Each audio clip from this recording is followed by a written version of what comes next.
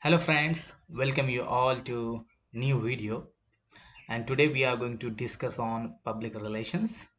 So as you know that we have completed the beginning of public relations. What is public relations? What are their objectives? What is need of public relation? We also came across the internal measures of PR department and external measures of public relations department. And today we are going to see the remaining part of the public relations department. So the first we are going to see how to prepare a press release. So what is press release? A press release is a printed news story prepared by an organization and distributed to the media for the purpose of publishing the organization's products, services or activities.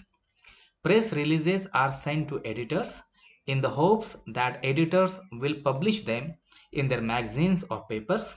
The editor can publish the release as is, rewrite it or cut it as he or she pleases, use it as the basis for a different story or ignore it altogether. The editor has total control and unlike the publication's advertising department, has no interest in promoting a firm. His only concern is publishing a magazine or paper filled with news and information of interest to his readers. If the press release contains news or information, the editor is likely to use it, but if the release is just a warmed over ad, the editor will recognize it and trash it.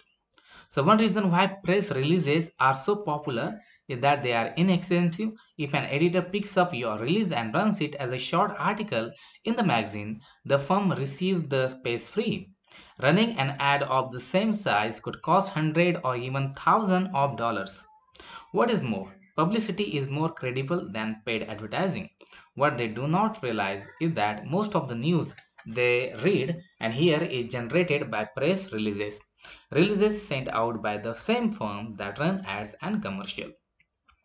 So let's talk about the tips on press release format and content. The first is write a genuine headline. It should be brief, clear, and to the point. An ultra compact version of the press release key point. Plenty of PR professionals recommend writing your headline at the end after the rest of the release is written. If you follow the instruction, continue on and come back to writing the headline once the rest is done. The headline is known as the eye catcher and is very important to the whole release. Grab the attention. News release headlines should have a grabber to attract journalists, just as a newspaper headline is meant to grab readers. It may describe the latest achievement of an organization, a recent newsworthy event, a new product or service. Headlines written in bold. A bold headline also typically uses a larger font size than the body copy. Conventional press release headlines use the present tense and exclude a and the as well as form of the verb to be in content context. First word capitalized. As all proper nouns, most headlines would appear in lowercase letters. Although using a stylized small caps front style can create a more graphically news attractive look and feel. Do not capitalize every word. Extract important keywords. The simplest method to create the press release headline is to extract the most important keywords from your press release. From these keywords, try to frame a logical and attention getting statement. If including a summary sentence after the headline, the same rule apply. Using keywords early will give you better visibility in search engine and it will be simpler for journalist and reader to get the idea of the press release content. Number second, write the body copy. The press release should be written as you want it to appear in a news story. And remember this, most journalists are very busy and don't have time to research your company's big announcement. So much of what you write for your press release will be what the journalists use in their write-up of your big event. Whatever you want them to say, this is where you put it. Start with the date and city in which the press release originated. The city may be omitted if it is be confusing. For example, if the release is written in New Delhi about events in the company Mumbai division, the lead or first sentence should grab the reader and say consciously what is happening. For example, if the headline is Star Publishing releasing a new partition novel, the first sentence might be something like Star Publishing Limited today released their first partition novel by celebrated writer Mondo. It expands the headline enough to fill in some of the details and bring the reader further into the story. The next one, two sentences should then expand upon the lead. The phrase release body copy should be compact. The first paragraph, two or three sentences should sum up the phrase release. Deal with the actual facts, events, products, services, people, target, goals, plans, projects. Try to provide maximum use of contract facts. This is news. A simple method for writing an effective phrase release is to make a list of following clarification: who, what, when, where, why, and how. Number three, communicate the 5 Ws clearly. Who, what, when, where, why, and how should tell the reader everything they need to know. Consider the checklist in context with the points below. Using the example above to generate a press release: who is this about? What is the actual news? When does this even happen? Where does this even take place? Why this is news, and why? How is this happening?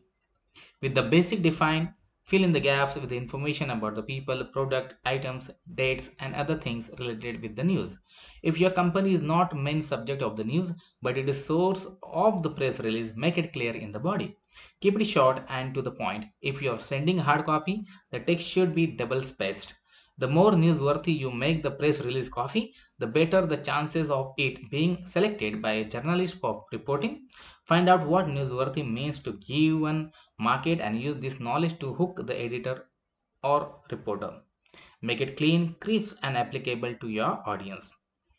Odds are whoever you send your press release to has a dozen just like it is in her inbox just waiting to be ignored.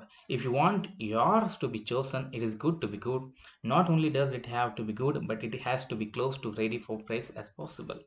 When an editor looks at your price, is she thinking from the first second about how long it is going to take them to get it to print? If your work is full of errors, lacking content, or just needs to be revised, they are not going to waste their time. So make sure you have good grammar, all the basics, and have something to write about. Why should these people care what you have to say? If you're sending it to the right audience, it will be obvious. Give the right people a piece of news, and you are on the right track. They will care more if you send it in the morning. That gives them time to pad your piece into what they are already working on. Be considerate and tie it together. Provide some extra information links that support your press release. Does the company you are selling have additional information online that readers may find useful? Add in it.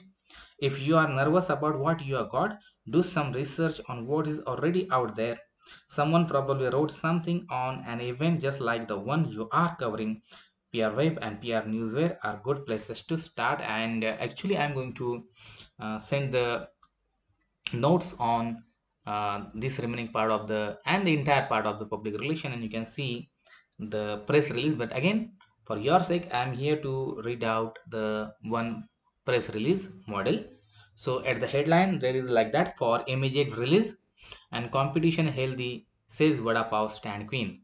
That is the title of this press release, and below it, it is written Mumbai, that is place Maharashtra, and then November 12, 2016. It is the date, time, and place. And then it start like: increased competition in the local vada pav stand market should be welcomed, according to the operator of popular vada pav stand Anita's Tasty Vada Pav. 12-year-old Anita Wagmare has been selling her homemade brand of vada pav from the footpath in front of her parents' Cherny Road home for 18 months and has seen the high and lows of the trade. Stand, come and go, says Miss Wagmare. But when there are more stand around, the vendors are more serious. They try harder and make a better product that gives our customer confidence and sales go up. In recent months, the number of vada pav stand in Cherny Road has risen from 10 to 15. Experts believe that this trend will continue with the possibility of 2 or even 3 new stands before the end of summer. Ms. Wagware feels that a stable supply of vada pav will also benefit the area's economy. People know that if they are hungry, Charni Road is the place to come. With plenty of vada pav stands on this road, it doesn't matter if some of the vendors take a day off. The customer is never disappointed, so they always come back. Anita Wagmare is a sole trader of vada pav and occasional bhel puri. Her stand is at 2 to 3 Cherny Road is usually open on weekdays after school and weekends, except when she is playing with her friends or watching a movie. Contact Anita Wagmari. Her email ID, her address, and the phone number is also given in this way. So guys, I hope that you understood the how to write down a press release, and let's move to the crisis management. So sometimes despite their best intention, business may be faced with crisis situation that need to be managed as smoothly as possible. Crisis may be brought on by each events as a workplace accident, a dishonest employee, an unsafe product, or some other negative event. Such events will generate considerably unfavorable publicity, the effect of which can be sudden and dramatic. A single incident that creates negative publicity can drain a business image and destroy consumer loyalty that took years to develop public through public relations efforts. How does PR help in crisis management? As public relation is essentially about all communications with all the people with whom the organization has contact, it has a major role to play in crisis management. Although each crisis is different, there are few steps that should be executed in order to properly manage a crisis. Determine the appropriate target publics such as the news media that the business wants to reach should be established as soon as the crisis occurs. Essential information should be communicated to all affected publics. In order to avoid accusation of a cover up, an open and honest approach is often recommended by those who have been through a crisis. The messages should be simple enough for all the publics to understand. A no comment or a mystery silence only fuels the imagination. The media should be kept informed as more information is gathered, or employees should also be kept informed on a regular basis. It can be very damaging if internal audiences first hear about the facts or alleged fact in the media. Get the facts. All the necessary information should be gathered and tested to make sure of its authenticity and reliability. All allegations should be thoroughly investigated. It is counterproductive to hope that no one will learn about them. Responses should be given as quickly as possible.